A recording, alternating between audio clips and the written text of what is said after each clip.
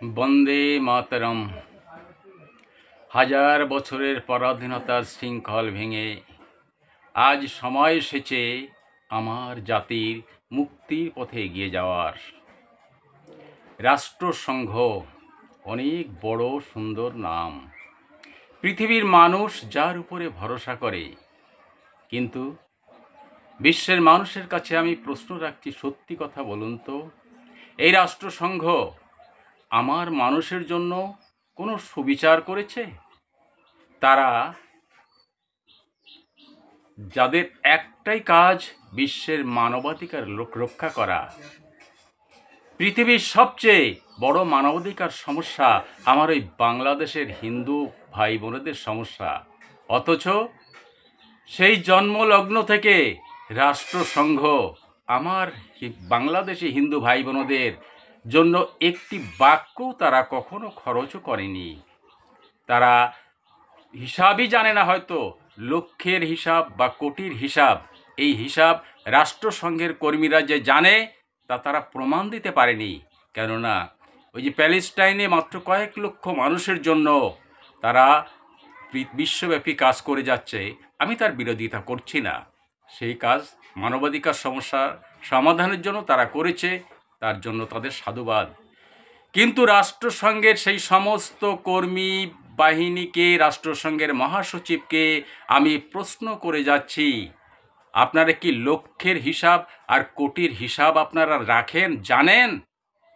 প্যালেস্টাইনে মাত্র কয়েক লক্ষ মানুষের সমস্যা, আর আমার কয়েক কোটি মানুষের সমস্যা। 1971 সালের 1 কোটি মানুষ ওই বাংলাদেশ ফেরত নেয়নি, এই কথা কি আপনারা জানেন না? সেই মানুষ আমার এই ভারতবর্ষে পুনর্বাসিত হয়ে আছে, যাদের রাজনৈতিক অধিকার বিশ্ববাসী 1971 সালে দিয়েছিল, কিন্তু এই বাংলাদেশ সরকার যাদের অধিকার দেয়নি। কিন্তু রাষ্ট্রসংঘের ভূমিকা কি? তারা একবারও তো চিৎকার করে বলেনি। তারপরে কত অত্যাচার ঘটে গেছে, তারা একবারও তো খেয়াল করে দেখেনি। 2001 সালে ওই বিএনপি জামাত ইসলামী সরকার যখন তৈরি হয়েছে, তখন যে নারকীয় অত্যাচার হয়েছে আমার হিন্দু ভাই বোনদের উপর, যার দরুন 1 কোটি মানুষ ওই বাংলাদেশ থেকে ভারতে পালিয়ে আসতে বাধ্য হয়েছে। কোথায় রাষ্ট্রসংঘের কর্মী বাহিনী? কোথায় রাষ্ট্রসংঘের মহাসচিব? তারা শুধু কি ওই ফুলের উপর বিচরণ করার জন্য ব্যস্ত রয়েছেন? একটি বারও তো আমার হিন্দু ভাই বোনদের, বাংলাদেশি হিন্দু ভাই বোনদের জন্য তাদের কোনো একটি বাক্য নেই। আমার চাপে পড়ে অবশেষে তাদের সাদা খাতায় কয়েকটি অক্ষর এই কয়েকদিন আগে তারা লিখেছে। কিন্তু তারা কি 2001 সালে কোথায় ছিল তারা? আজ সময় এসেছে রাষ্ট্রসংঘকে সমস্ত দপ্তর নিয়ে ওই বাংলাদেশের মাটিতে তাদের আসতে হবে। আমার কয়েক কোটি মানুষের মানবাধিকারের সমস্যা তারা কি একটুবার লক্ষ্য করেনি? 28% যেখানে সংখ্যালঘু ওই বাংলাদেশে ছিল, আজ সেখানে 5%। এই যে এত শতাংশ মানুষ ওই বাংলাদেশ সরকার যাদেরকে অত্যন্ত পরিকল্পিতভাবে সে দেশ থেকে তাড়িয়ে ভারতে পাঠিয়েছে, এটা রাষ্ট্রসংঘকেই দায়িত্ব নিয়ে আজ সম্পূর্ণ কাজ করতে হবে। এবং এই আমার এই হতভাগ্য বাংলাদেশি হিন্দু ভাই বোনদের জন্য তাদেরই সামনে এসে আমাদের জন্য আলাদা রাষ্ট্র বঙ্গভূমি সৃষ্টি করতে হবে। আমি শুনেছি রাষ্ট্রসংঘের মহাসচিব ওই বাংলাদেশের মাটিতে যাবেন এবং তার জন্য বাংলাদেশের যে সরকারের দায়িত্বে যারা রয়েছে তাদের কাছে চিঠি লিখেছেন।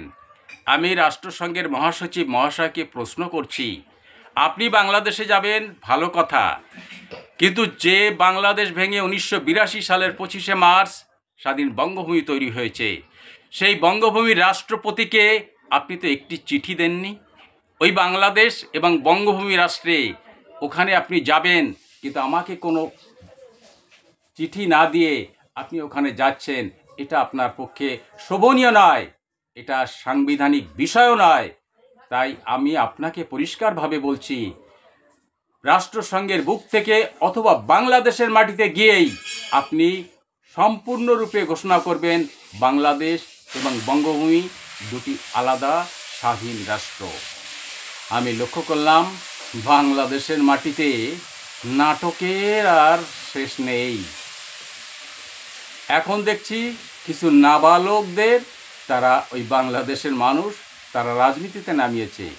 কি অদ্ভুত ব্যাপার, যেন ভুলিয়ে দিতে চাইছে শেখ মুজিবুর রহমান, জিয়াউর রহমান, খালেদা জিয়া, তারেক রহমান, হাসিনা যে কাজ ওখানে করেছে আমার হিন্দুদের ওই বাংলাদেশ থেকে তাড়ানোর জন্য, যে পরিকল্পনা ওই বাংলাদেশ সরকারের, এবং তাড়িয়েছেও, যেন তারা সব ভুলিয়ে দিয়ে ওই বাংলাদেশের কিছু নাবালকদের ওখানে সামনের সারিতে আনার মরিয়া চেষ্টা চালাচ্ছে। হায় হায় রে, বাংলাদেশের সেনাপ্রধানের সেই কাতর আর্তনাদ।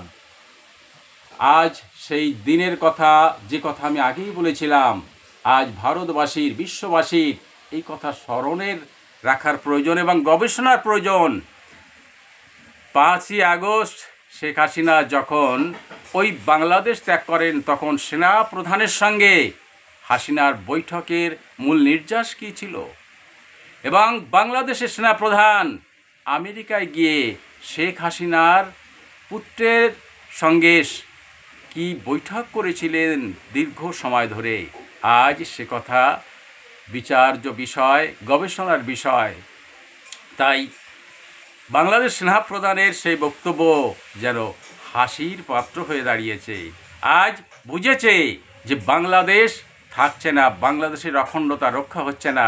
তাই সে এই কথাই বলছে যে তোমরা আর কাদা ছোড়াছড়ি করো না, অর্থাৎ আওয়ামী লীগ, বিএনপি, জামাত ইসলামী, তোমাদের আর ভেদাভেদ করার আর সময় নেই। তোমরা যা পরিকল্পনা ছিল হিন্দু শূন্য করার বাংলাদেশ থেকে, তা যখন হলো না, আর তোমাদের পরস্পরের বিরুদ্ধে কাদা ছোড়াছড়ি করার কোনো দরকার নেই। তাই ভুলে যাই বন্ধুরা, সেই নাবালক, সেই সমস্ত বাংলাদেশের তথাকথিত রাজনীতিবিদদের কাছে তোমরা ঢাকাকে কিভাবে ঢাকবে সে তোমাদের বিষয়, কিন্তু আমার খুলনা আস্তে আস্তে জবা ফুলের মতো প্রস্ফুটিত হতে থাকবে বিশ্বের বুকে। আমি পশ্চিমবঙ্গের মাননীয় স্বরাষ্ট্র সচিব মহাশয় এবং রাজ্যপাল মহাশয়কে বলে যাই, আপনারা অতি দ্রুত পরিষ্কার করুন। আপনারা ভারতবর্ষের স্বরাষ্ট্র সচিব মহাশয়কে কোনো চিঠি আপনারা দিয়েছেন? আপনারা বিএসএফের ডিরেক্টর জেনারেলের সঙ্গে কোনো বৈঠক করেছেন? কিভাবে ওই সীমানা আপনারা ছাড়বেন? আমার যে 4 কোটি মানুষ ভারতবর্ষে বসে আছেন, 1971 সালে 1 কোটি, এবং তারপরে যে 3 কোটি মানুষ, এই মানুষ স্বাধীন বঙ্গভূমিতে ফিরে যাবে, ওই গল্লামারির উদ্দেশ্যে তারা রওনা হবে। তাই আপনারা, অর্থাৎ পশ্চিমবঙ্গের স্বরাষ্ট্র সচিব মহাশয় এবং রাজ্যপাল মহাশয়, আপনারা কিভাবে রাষ্ট্রসংঘকে চিঠি দিয়েছেন এবং তাদের সঙ্গে কিভাবে বৈঠক হয়েছে ওই গল্লামারি পৌঁছানোর জন্য, আপনারা কিভাবে প্রচেষ্টা চালাচ্ছেন জনগণকে জানান। আপনারা পরিষ্কারভাবে মানুষকে এই তথ্য আপনারা জানান, কারণ আমার লাখো লাখো মানুষ ওই বঙ্গভূমিতে, ওই গল্লামারিতে যাওয়ার জন্য আজ প্রস্তুত। তাই বিদায়ের বেলায় আমার সমর্থক বঙ্গসেনাদের ডাক দিয়ে বলে যাই, তোমরা রুখে দাঁড়াও, ঘরে ঘরে তোমরা দুর্গ গড়ে তোলো। তোমাদের যতক্ষণ পর্যন্ত ওই পদ্মার পার পর্যন্ত না পৌঁছাতে পারছো, ততক্ষণ পর্যন্ত তোমাদের সংগ্রাম চলবে। জয় বঙ্গ।